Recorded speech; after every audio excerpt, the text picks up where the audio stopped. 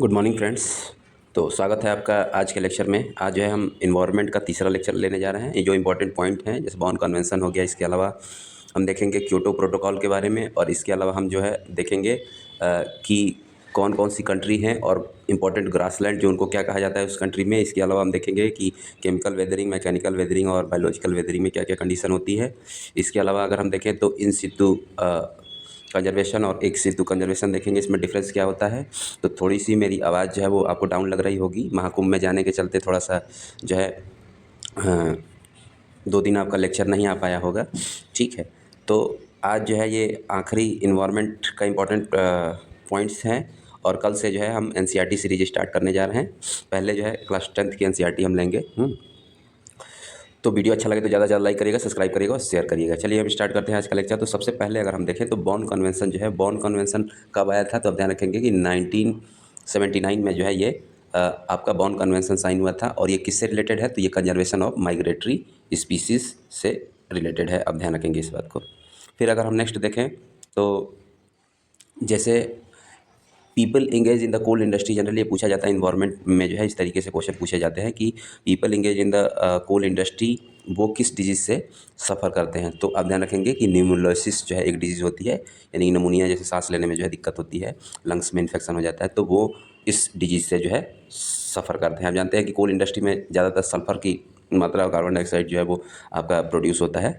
तो फिर अगर हम नेक्स्ट देखें तो फ्लोरोसिस जो है वो ये किसके कॉज से होता है, तो ये फ्लोराइड के जो है वो कॉज से फ्लोरोसिस डिजीज़ होती है। फिर ब्लैक फुट डिजीज़ देखें तो ब्लैक फुट डिजीज़ जो है आर्सेनिक, एक्सेसिव आर्सेनिक हो जाए तो उसमें जो है आप सफ़र करेंगे ब्लैक फुट डिजीज़ से। ये जो है क्वेश्चन जनरल साइंस में भी पूछ लिया जाएगा आपका बायो में। फिर अगर हम देखें नेक्स्ट पॉइंट तो ब्लू बेबी सिंड्रोम जो है वो नाइट्रेट पॉल्यूशन ऑफ वाटर है, तो आप ध्यान रखेंगे। फिर अगर हम देखें तो ये हमने देखा था कि कौन कौन से बैक्टीरिया हैं जो कि आपके अमोनिया से नाइट्राइट में, फिर नाइट्रेट से नाइट्राइट में जो है चेंज होते हैं। तो उसमें ये सारे नाइट्रोजन फिक्सिंग बैक्टीरिया हैं। तो आप देख सकते हैं कि इसमें आपका राइजोबियम है, एजोटोबैक्टर है, क्लोस्ट्रिडियम है, और ये आप ध्यान रखेंगे। फिर नेक्स्ट अगर हम देखें तो नाइट्रोजन फिक्सिंग ब्लू ग्रीन एल्वे कौन से हैं, तो उसमें नोस्टॉक है, एनाबेना है, और इसके अलावा एलोसीरा है, कैलोसिन है, और राइवोलेरिया है। तो ये कुछ important nitrogen fixing blue green algae हैं। फिर नेक्स्ट देखें तो national research institute of coral reef, ये कहाँ पे है, पोर्ट ब्लेयर में है। और नेक्स्ट पॉइंट देखें तो इसमें जो है डे टाइम का जो है वो नॉइज इंटेंसिटी अगर हम देखें तो सेंट्रल पॉल्यूशन कंट्रोल बोर्ड जो जारी करती है उसमें जो है वो 75 डेसिबल जो है होता है डे टाइम की इंडस्ट्रियल एरिया में। आप ध्यान रखेंगे इंडस्ट्रियल एरिया की ये बात हो रही है। फिर इंपॉर्टेंट नेक्स्ट अगर हम देखें तो क्योटो प्रोटोकॉल, तो क्योटो प्रोटोकॉल जो है ये एक्सेप्ट किया गया था 11 दिसंबर 1997 को। क्योटो सिटी जो कि कहाँ पे है, जापान में है। और ये बेसिकली किससे रिलेटेड है, तो emission of green house gases, आप ध्यान रखेंगे। और इंडिया जो है इसको साइन किया था, रेटिफाई किया था 2002 में, और फाइनली जो है इसमें इम्प्लीमेंट हो गया था ये कब, तो ये आप ध्यान रखेंगे कि 2005 से, ठीक है।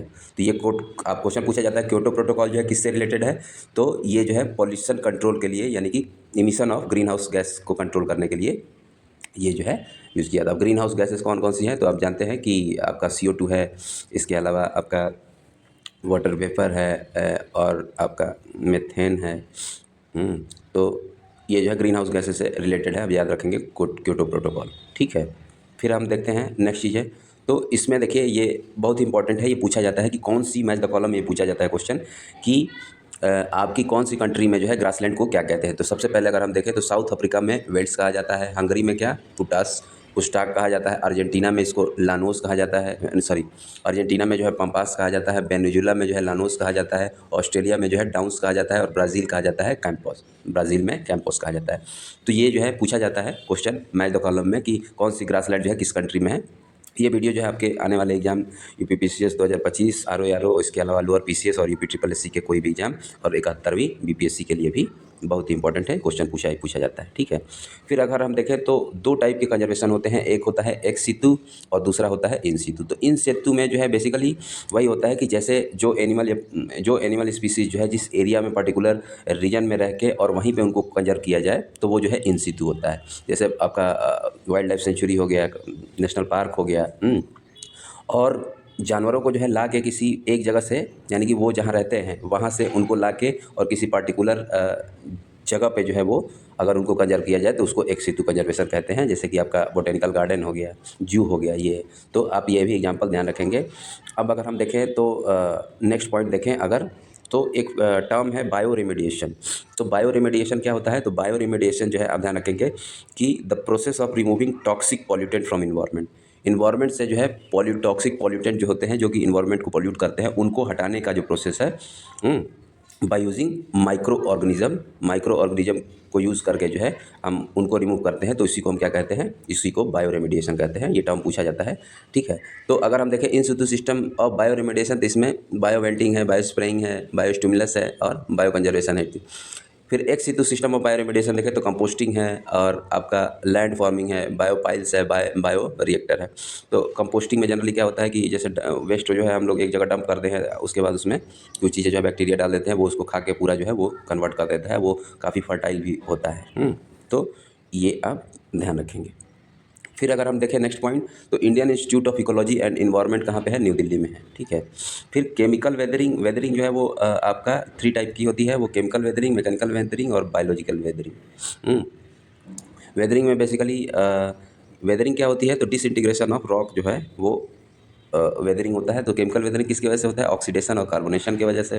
फिर मैकेनिकल वेदरिंग अगर देखें तो इंसुलेशन, फ्रॉस्ट और विंड की वजह से होता है। इसके अलावा बायोलॉजिकल वेदरिंग देखें तो लिविंग या ये आपका ह्यूमन लिविंग ऑर्गेनिज्म के चलते और प्लांट के चलते होता है। फिर नेक्स्ट पॉइंट देखें तो ईपीआई इन्वायरमेंटल आपका परफॉर्मेंस इंडेक्स जो है रिलीज़ कौन करता है?